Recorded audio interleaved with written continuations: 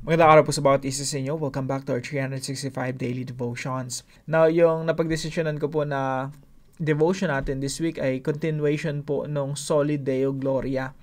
Patungkol po ito sa kaluwalhatian, sa glory ng ating Diyos. Now, bakit po ito yung series na nais ko pong bigyan ng emphasis o ng diin ngayong linggo? Kasi po, pag naunawaan natin yung glory of God, maunawaan din natin yung original purpose natin. Kung hindi mo alam yung glory of God, you don't have any understanding about it, magugulo lang yung mundo natin. Akala natin yung purpose ng buhay para lang maging successful, para lang maging healthy, maging wealthy, and that's it. Pero kapag naunawaan natin yung glory of God, yun pala yung pinaka-purpose, ultimate purpose of life. And that's the one thing that unites everything. Sa dami nating mga activities, sa dami nating iniisip, sa dami nating gustong puntahan at lakbayin at ma-achieve, lahat pala ng yon pwede mapag-isa. Kumbaga magkaroon lang ng isang purpose bakit mo gagawin lahat ng mga bagay na ginagawa mo. And that is for the glory of God. So the glory of God is the one thing that unites everything. Kung paano mo tratuhin yung magulang mo, tratuhin yung mga anak mo, mga kapatid mo, paano ka mag-aral, paano ka pumasok sa school, ano yung attitude mo sa trabaho, lahat ng yun, mai-unite yun ng isang bagay. At yun po ay gawin natin lahat ng bagay na iyon for the glory of God. Kaya tayo po mga Kristiyano, mga excellent. Pinagbubuti natin yung lahat ng ating ginagawa because we know that whatever we do, we have to do it for the glory of God. So yan po ang ating series this week, no? All for the glory of God. Ngayon po sa pinakasimula ng devotion natin na ito, bibigyan po natin ng emphasis yung creation. Yung kabuuan ng creation. Yung Diyos po kasi, there was a time na wala pang creation. Si God lang ang meron. Now, yung Diyos natin, naisip niya, no, pinagplanuhan niya, gagawa siya ng universe, ng creation, ng meron tayo ngayon, yung nakikita natin. At lahat po ng purpose ng creation is to glorify God. Kaya po, pag tinanong natin ating mga sarili, bakit may dagat, bakit may mga bituin, bakit may ulap, bakit may ulan, bakit may waterfalls, bakit maraming mga isda sa karagatan, lahat po ng ito, ang sasagot lang ng Diyos sa atin at sasagot ng Biblia sa atin, lahat ng ito inalikha para sa kapurihan ng Diyos, sa kaluwalhatian ng Diyos.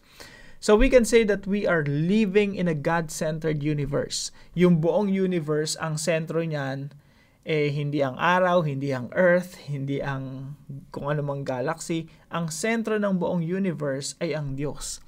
Sabi po rito sa Psalm 19 verse 1, pakinggan po natin ang sinasabi ng salmo na ito na David. The heavens declare the glory of God. Pag tumingala ka, lalo na pag hindi makapal yung smog, yung fog at smoke, no, smog. Pag tumingala ka sa langit, lalo sa probinsya, yung clear na clear yung kalangitan, makikita mo talaga yung galaxy . Yung isang dot na nakikita mo, baka billions and billions of stars yan. Nakala mo isang tuldok lang galaxy pala yung nakikita mo. Pero anong purpose nito? Ang sabi po rito sa Psalm 19 verse 1, the heavens declare the glory of God. The skies proclaim the work of His hands.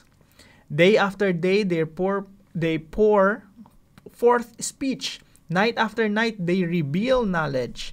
They have no speech. They use no words. No sound is heard from them, yet their voice goes out into all the earth. Their words to the ends of the world. In the heavens, God has pitched a tent for the sun. Sa Tagalog po, nagpapahayag ng kaluwalhatian ng Diyos ang kalangitan. So yung buong kalangitan, pag tumingala ka, nagpapahayag ng kaluwalhatian ng Diyos. Bagamat, sinasabi rito, at ang mga gawa ng kanyang kamay ay inihahayag ng kalawakan. Sa araw-araw ay nagsasalita at gabi-gabi ay nagpapahayag ng kaalaman. Bagamat walang bibig yung mga bituin, walang bibig yung mga puno, walang bibig yung buwan at araw, sila'y nagsasalita. Araw-araw, gabi-gabi, nagpapahayag ng kaalaman. Ano yung kaalaman na yon? Na merong Diyos na buhay. Walang pananalita o mga salita man. Ang kanilang tinig ay hindi narinig. Ngunit lumalaganap sa buong lupa ang kanilang tinig at ang kanilang mga salita ay hanggang sa dulo ng daigdig. Sa kanila ay naglagay siya ng tolda para sa araw. So, ano po yung katuruan natin ngayong umaga? Number 1, the whole of creation bears God's fingerprint. Yung buong creation, makikita mo yung fingerprint ng Diyos. Alam niyo yung sa mga krimen, no? Nag-iiwan minsan ng mga fingerprints. Pag inimbestigahan, fingerprint ni Pedro, ni Jose, ni Juan. Kitang-kita yung fingerprint. Siya yung may gawa nitong, siya yung may salarin. Now, yung buong creation po, talagang nag-iwan ng Diyos ng mga fingerprints na walang ibang dahilan kung bakit merong universe, merong mga stars, merong iba't ibang uri ng mga isda, iba't ibang uri ng mga hayop sa karagatan, sa kalupaan, at sa himpapawid.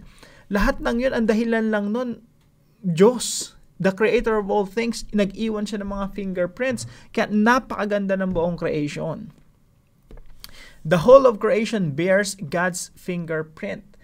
Alam niyo po, kaya maraming tao hindi naniniwala sa Diyos kasi sinasabi ng Biblia, sinosuppress nila yung katotohanan na dinideklara ng buong creation. The whole of creation declares the glory of God. Yung mga bituin, dinideklara yung kaluwalhatian ng Creator.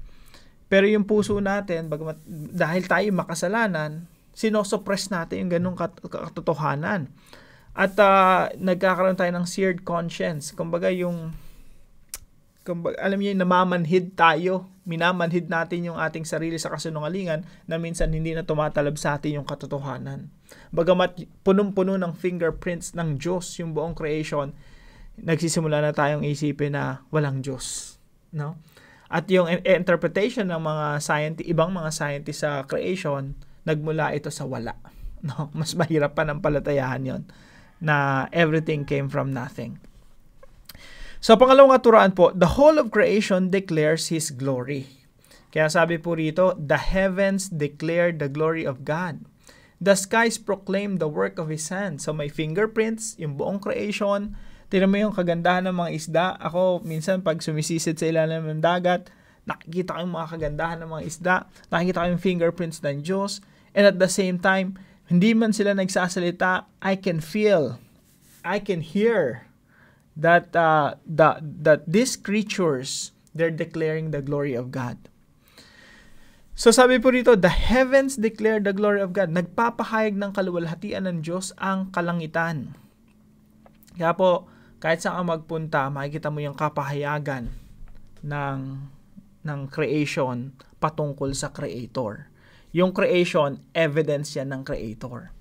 So, the whole of creation declares His glory. And number 3 po, the whole of creation reflects God. Yung creation po, reflection yan ng Diyos. Kung nakakakita tayo kung mamasyal tayo, nakita natin yung kagandahan ng sunset. No, sunset. You see the beauty of sunset. Why? Because that's the reflection of the beautiful God. Kaya ang ganda-ganda ng creation. Sinira lang talaga ng tao no? Sinira lang ng tao nung nagkasala ang tao. Nahulog sa kasalanan, nagrebelde sa Diyos, pumasok yung sakit, karamdaman, kahirapan, pagdurusa, at nagulo yung creation. Pinulyot natin yung hangin, tubig, almost everything pinupulyot natin. Pero pag bumalik ka sa Genesis 1, nung wala pang kasalanan ng tao, makikita mo talaga na yung creation ng Diyos, reflection niya talaga, makikita mo yung kagandahan ng creation because there's a beautiful God. At doon natin maunawaan na tayo'y tinubos ng Panginoon, ginawa niyang Kanya, sinaayos niya yung buhay natin, upang tayo'y muling maging reflection ng Diyos. Tayo yung pinakaunang tinubos ng Diyos para maging reflection niya. We were created in the image of God, pero sinira natin yung image of God sa atin. Pero nung dumating ang Panginoong Jesucristo, ni-restore niya tayo. Sinimulan niya yung proyekto ng restoration. Kaya yung reflection ng Diyos ulit, inaayos niya sa atin. At nawa makita ng mga tao sa paligid natin, yung Diyos, yung presensya ng Diyos sa atin. Yung pag-ibig ng Diyos, maramdaman nila. No, yung pagmamahal ng Panginoong Jesucristo, maramdaman ng mga tao sa paligid natin sa pamamagitan ng ating mga buhay because we are also God's reflection. Now, paano natin ito isa sa buhay? Number 1, look around when you doubt God's existence. Marami po sa atin siguro dumarating sa pagkakataon ng buhay natin na nagdududa tayo sa Diyos. Lord, nandiyan ka ba talaga? Lord, are you there? Why are so distant? Lord, talaga bang mayroong Diyos na nakikinig sa akin? Na pag nananalangin ako, may nakikinig at siyang sasagot sa aking mga panalangin? May mga tao na nag-i-struggle na nagdududa na mayroon talagang Diyos. So, sa mga panahon ng pagdududa, I want you to look around. Look at the skies, look at the creation of God. You will see God's fingerprint. Yung marka ng yung handiwork. Sabi po rito ng verse na ito, no? At ang mga gawa ng kanyang kamay ay inihahayag ng kalawakan. Ibig sabihin, may fingerprints yung Diyos. Siya yung may likha talaga niyan at wala nang iba pa. So, when you're doubting God's existence, look around. And number 2 po, learn to glorify God through His creation. Meron ka bang schedule ng swimming? Habang nagsiswimming ka, Lord, thank you. This is your beautiful creation. Ako ang hilig ko magsumisid sa dagat. Talagang praise and worship yan sa akin pag tinitingnan mo, no? Yung mga creation ng Panginoon. Ang dalawa lang naman gusto ko sa ilalim ng dagat tsaka yung mga bituin, no? Pag tinitingnan ko, talagang praise and worship yan sa akin. Napapasamba talaga ako sa Panginoon pag tinitingnan ko yung mga bituin, yung sunset, sunrise, yung buwan. So mga kapatid, learn to glorify God through His creation. Kaya po, ang praise and worship talaga, araw-araw yan. Makita mo yung puno, makita mo nahanginan ka, maramdaman mo yung malamig na simoy ng hangin sa panahon na, maalinsangan. Lahat yun ay, we have to learn to glorify God through His creation. And number 3 po, this is one of the most important. Let others experience God through you. Dahil tayo ay reflection ng Diyos, tayo ay creation ng Diyos. At yung tao na hulog sa kasalanan, nalayo sa Diyos, tayo po na naunang ni-restore ng Diyos, dapat sa atin unang nararamdaman yung presensya ng Diyos. Tayo, nafe-feel natin yung presensya ng Diyos through nature, sa creation. Nakikita mo na meron talagang creator because of the creation. Yung creation ng evidence ng creator. Pero mga kapatid, tayo rin po ang evidence ng Diyos. Kasi tayo yung new creation. Tayo yung bagong nilalang ng Diyos na ni-restore, isinasaayos sa pamamagitan ng Panginoong Jesucristo. At kung paano nating nararamdaman ang Creator sa creation, ganon din nawa maramdaman ng mga tao sa paligid natin yung Creator sa new creation. Tayo po ay new creation of God. Nawa ma-experience ng mga tao sa paligid natin na talagang naging bago ka ng nilalang. Isang tao na binago ng Panginoong Jesucristo, nagkaroon ng bagong buhay, bagong pananaw, isang taong nabubuhay para sa kaluwalhatian ng Diyos. Let others experience God through you. Again, creation ka ng Panginoon, created in the image of God, at dapat na i-experience ng mga tao ang Diyos sa pamamagitan ng iyong buhay, sa pamamagitan ng iyong pananalita, sa pamamagitan ng iyong pag-ibig, malasakit, at kabaitan sa kapwa. Lalo-lalo na sa asawa. No? Isang purpose ng pag-aasawa ay upang ma-experience mo si Lord sa pamamagitan ng iyong asawa.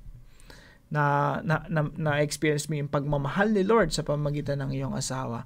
Na-experience mo yung pagmamalasakit ng Diyos sa pamamagitan ng iyong asawa. Yan yung isa sa mga purpose ng pag-aasawa. Kaya yung marriage, dapat yung God-centered marriage, nagkakaroon talaga ng, you're not just experiencing each other, you're also experiencing the presence of God. At nawa yan po yung maranasan natin sa ating mga marriages. Now, para po sa ating discussion, how can you practically make others feel the love and kindness of God? Paano mong paparamdam sa iba? Practically speaking, yung pagmamahal at malasakit at kabaitan ng Diyos. Who are these people that God brings into your mind? Sino-sino yung mga tao na yun na pinapaalala sa ng Diyos na dapat pakitaan mo ng pag-ibig ng ating Diyos? Para po sa ating panalangin, kausapin natin si Lord. Dear Lord, thank you for creating the world around me. When I look at the beauty of creation, I see your fingerprint in everything. The sky, the trees, the oceans, all declare your glory. Even when I have doubts, help me to remember that you are near, showing yourself through all you have made. Teach me to glorify you with my life. May my actions reflect your love to others, so that they can see you through me. Let me be kind and loving that others may feel your presence in me. In Jesus' name, Amen and Amen. Salamat po sa partner natin sa devotion natin na ito, si Mandy. Hello sa iyo, Mandy, no? Lumaki ka ng may takot sa ating Panginoon. At kung kayo po may natutunan sa devotion natin na ito, ipalam niyo lang po sa comment section right below this video. And please share this devotion to your family and friends. Pagpalain ka ng ating Panginoon. See you tomorrow 5 a.m. dito sa ating Daily Devotion.